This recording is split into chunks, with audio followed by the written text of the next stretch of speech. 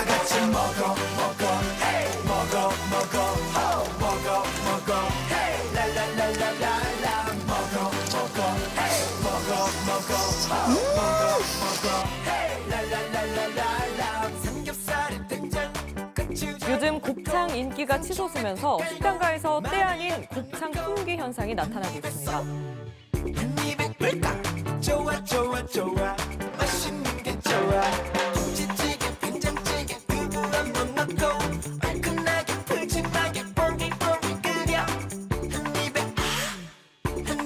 뜨거워 좋아 좋아 좋아 나는 네가 좋아 Honey honey honey oh my love Darling darling darling oh my kiss 사랑해 너만 사랑해 통통통통통한 귀염둥아.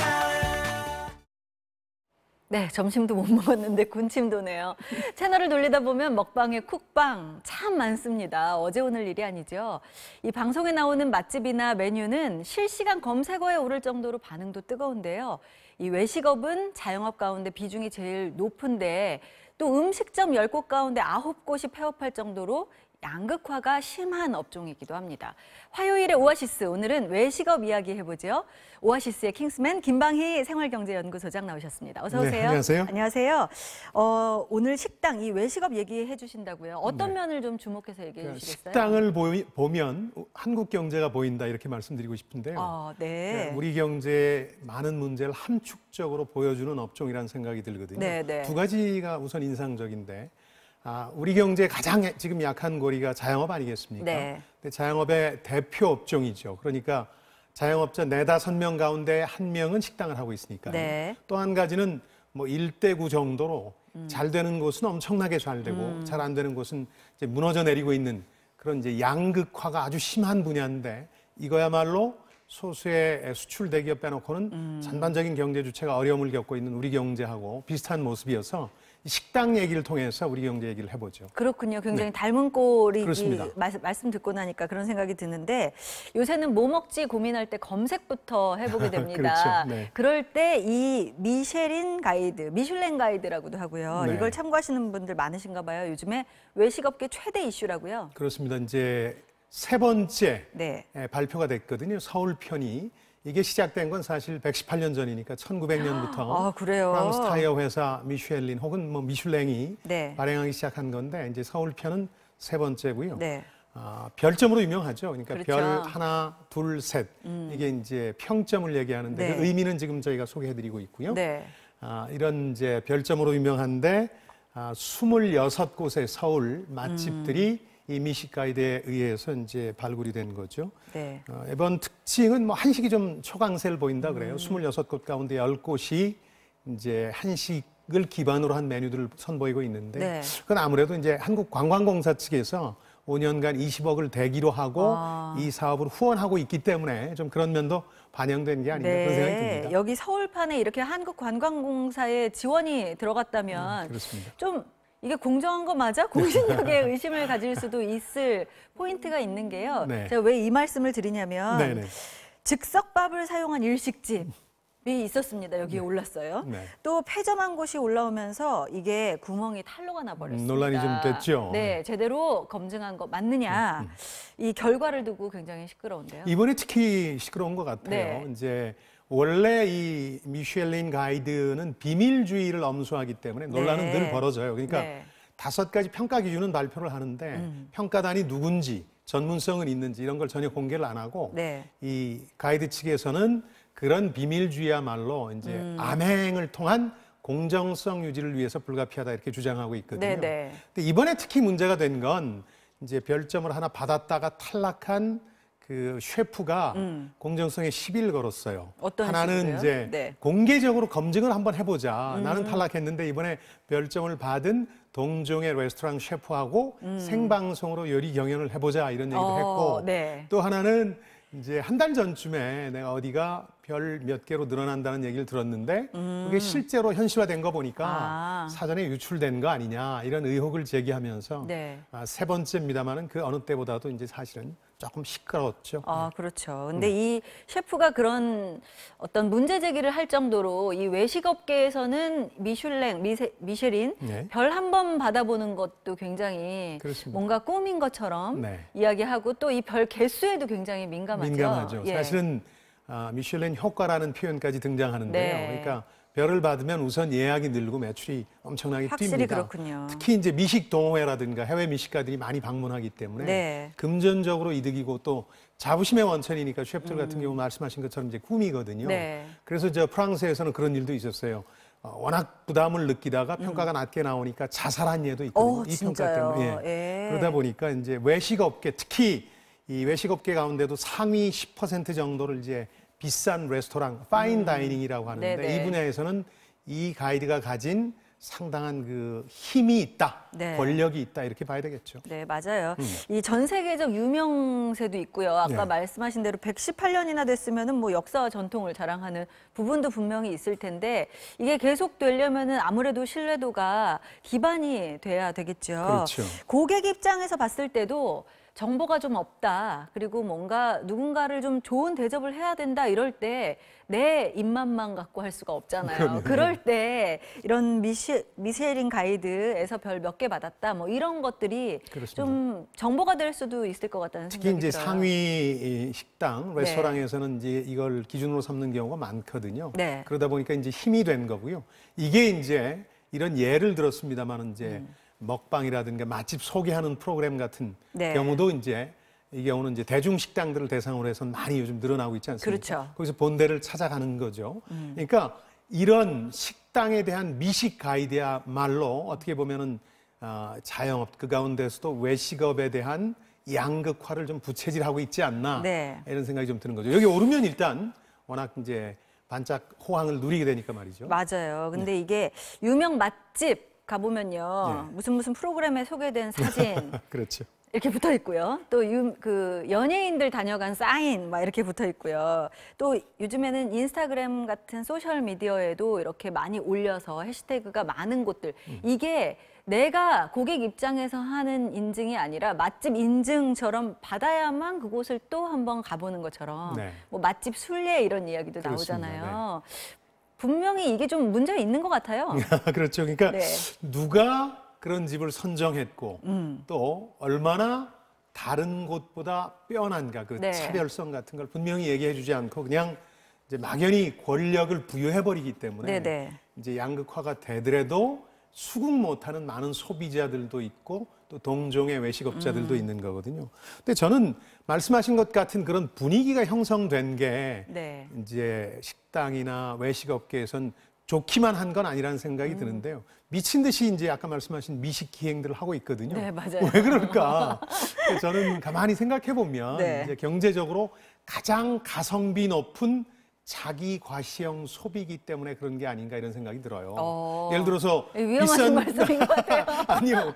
그 본능을 이제 충족시키려는 건 모든 사람들의 이제 욕망인 거고. 근데 네네. 비싼 차를 사기 위해서는 엄청나게 돈이 들지만 평양냉면 맛집을 하나 찾아갈 땐 그 정도의 비용을 들이는 건 네네. 아니니까. 그리고 이제 젊은 세대들이 이제 SNS를 많이 하는데 SNS에 그 이제 좀 과시한다 그러잖아요. 영장질이라고 표현하는데 그걸 하기에 가장 적합한 이제 자랑거리인 거죠. 아이템이 그렇군요. 그렇습니다. 바로 내놓을 수준의 사치 뭐 그렇죠. 이런 수준이군요. 그리고 이렇게 그 내용들을 읽어보면 네. 방송이나 이런 데 소개된 맛집을 갈 때 당사자가 마치 연예인이나 혹은 유명한 음식 평론가가 된 듯한 그런 느낌을 네네. 받을 수 있기 때문에 그런 환상을 즐길 수 있기 때문에 더 인기가 있는 것 같고요. 또 한 가지 이제 말씀드리고 싶은 건 3만 달러 시대의 풍경이라는 거거든요. 3만 그래요? 달러가 되면 어느 나라에서건 인기가 있는 어떤 분야가 있는데 미식도 그 중에 하나거든요. 네. 그래서 이제 배고픔을 이기기 위해서 이제 생계를 위한 음식에서 즐거움을 위한 음식으로 바뀌면서 먹방, 쿡방, 맛집 소개 이런 게 이제 붐이 부는데 네. 뭐 재즈, 와인 이런 것들과 함께 국민소득 그렇군요. 3만 달러 시대의 네. 풍경이다. 미식, 맛집 기행이라는 게. 저는 오히려 보여주는 게 네. 이제 잘 살게 되는 증거라고 생각 안 했고 경제 어려울 때 옷보다는 립스틱을 구매해서 분위기를 립스틱 효과 바꾼다는 그런 분석이 있잖아요. 그런 부분도 그런 분명히 것도 있을 겁니다. 있지 않을까 하는 생각을 네. 했는데요. 네.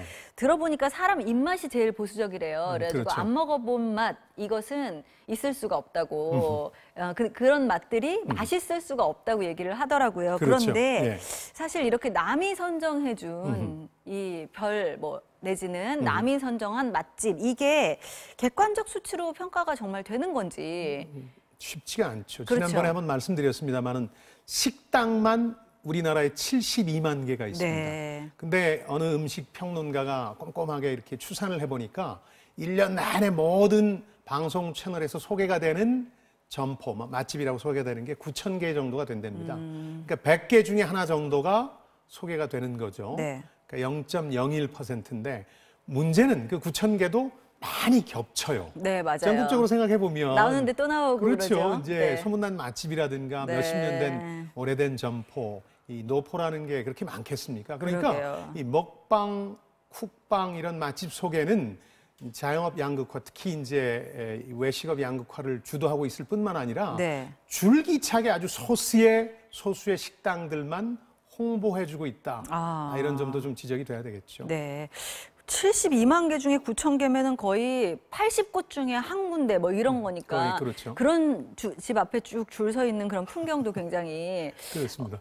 뭐 생각하게 하는 게 많은 것 같아요. 양극화에 있어서는 줄 서는 집 그리고 팔이 날리는 집 이렇게 생각을 할 수 있는 것 같거든요. 그럼요. 네. 그래서 이 줄 서는 집도 마냥 좋기만 하진 않을 것 같습니다. 우리도 라면을 끓여보면 2개 끓이다 4개 끓이면 맛이 달라지듯이 그렇죠. 이 맛을 유지하는 것도 굉장히 힘들고 서비스를 그렇죠. 유지하는 것도 힘들고요. 네. 그래서 부작용도 굉장히 많이 생기지 않나요? 그렇습니다. 이제 특히 대형화되면서 원래의 맛과 품질 혹은 취지가 희석되는 경우가 많죠. 네. 그런 일들이 많이 벌어지는데 외식업계에서는 두 가지 비즈니스 모델밖에 없다는 얘기를 해요. 잘 되면. 네네. 하나는 한 우물 전략이라고 그래서 맛집으로 몇십 년을 끌고 가는 거죠. 네네네. 그러면은 손자 며느리까지 외제차 탄다는 얘기가 있을 정도로 돈은 버는데 네. 이 경우는 기업으로 발전을 못하죠. 네. 기업으로 발전시키려면 메뚜기 전략이라 그래서 단기간에 프랜차이즈로 확 벌려서 이제 한철 팔고 장사처럼 팔고 뜨는 건데 이 경우는 이제 언론에서 늘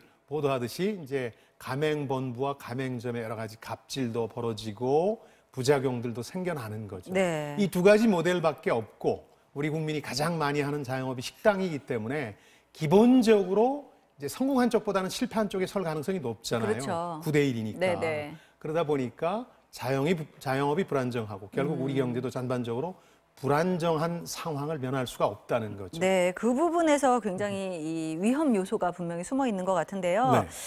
이 너무 많은 정보 속에서 막상 지금 먹을 곳을 또 찾는다 하면 또 다시 검색을 하게 되고 그렇긴 하죠. 그런 정보에 또 의존하게 됩니다. 그럴 때 이 먹방도 좀 도움이 되기도 하고 네. 아까 말씀한 그런 가이드도 도움이 되기도 하는데요. 네.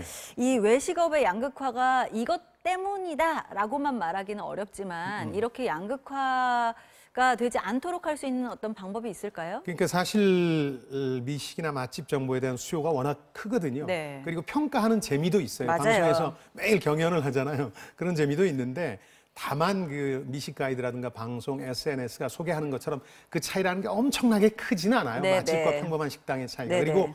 그걸 위해서 그렇게 엄청난 시간과 돈과 에너지를 쏟을 만한 건 아닌데 그게 이제 일종의 도락, 즐거운 요소로 변하고 있어서 네. 조금 지나치게 양극화를 부추기고 있다는 생각이 들거든요. 네. 그래서 저는 이제 식당, 외식업 분야에서도 일종의 상생의 모델, 그러니까 맛집과 그렇지 않은 곳의 차이를 좀 줄이는 네. 실제 품질과 맛의 차이는 크지 않은데 우리가 제공하는 돈과 에너지는 너무 많은 차이를 두고 있잖아요. 줄 서는 그래서 시간과. 그렇습니다. 예. 9군데는 그래서 망하고 있는 거고 네. 한 군데는 들어서질 못해서 손님들이 고통받고 있는 거기 때문에 이걸 줄이는 상생 모델을 좀 연구할 필요가 있다는 생각이 드는데 요즘 네. 그래서 우리 경제 모습에서도 이런 게 나타나고 있지 않습니까? 소수의 수출 대기업만 잘 되고 네. 나머지 경제 주체는 전반적으로 어려운 상황이 거듭되고 맞습니다. 있는데 그러다 보니까 이제 포용적 성장이라는 얘기를 하고 있는데 네. 이 외식업, 우리 경제 분야에서도 이런 포용적 성장에 해당되는 이제 어떤 문화가 좀 생겨나야 되겠고 그런 점에서 보면 미식 가이드나 방송, SNS도 지나친 양극화를 부추기지 않았으면 좋겠다는 경제 전문가로서 그런 네. 바람을 갖고 있죠. 네, 상생 모델 말씀해 주신 게 굉장히 좋고요. 예. 보면은 외국에서는 옐프 같은 앱들이 있어가지고 그렇습니다. 어떤 전문가들이 딱 해가지고 평점을 매겨버리는 게 아니라 나와 같은 그냥 먹는 평범한 사람들이 매겨준 평점을 또 보고 가기도 하고 그렇습니다. 나에게 가장 가까운 곳으로 가기도 하고. 중요한 건 선택의 여지를 넓혀주는 거거든요. 네. 지금 우리 양극화로 이어지는 이런 미식 가이드라든가 방송의 문제는 너무 일방적으로 이게 최고야 하는 마치 성적지상주의처럼 밀어붙이고 있다는 거거든요. 네. 사람 취향에 따라서 프랑스 예술 영화가 멋있을 수도 있고 홍콩 느와르가 재미있을 수도 있는 거 아니겠습니까? 네, 네, 맞아요. 그런 다양성이 존중되지 않으니까 식당, 외식업, 자영업의 양극화가 더 심해지고 있다. 그건 네. 우리 경제도 좋지 않은 일이다. 이런 말씀입니다. 간단하게 말씀해 주시면 우리 경제 전체의 양극화에도 상생 모델을 적용해 볼 수 있다. 포용적 성장이라는 모델. 그러니까 네. 이제 과거에 우리 그 선순환 모델이 깨져서 이제 양극화돼서 네. 일은 잘 나가는데 군은 늘 어려운 상황이니까 이 성장의 결실을 모두가 나눠 가지게 하는데 네. 온 국민의 지혜를 좀 모아야 할 때가 아닌가 그런 생각이 듭니다. 그 생각이 꼭 필요한 타이밍에 그렇습니다. 말씀해 주신 것 같습니다. 자, 하루 중에 제일 고민하는 게 점심 메뉴라는 분들도 있습니다. 자기만의 검색 기준으로 정보를 좀 필터링하는 똑똑한 소비자들도 많아지는 추세고요. 이 자영업 더 넓혀서 한국 경제, 산업 지형 모두 쏠림 현상 없이 이 포용적 성장, 고루고루 성장할 수 있으려면 정보는 내 선택에 참고만 하고요. 내 취향 고민해보는 메뉴 선정 됐으면 좋겠습니다. 화요일의 오아시스, 오늘은 먹방의 빛과 그림자 조명해봤습니다. 김방희 소장님이었습니다. 고맙습니다. 네, 안녕히 계십시오.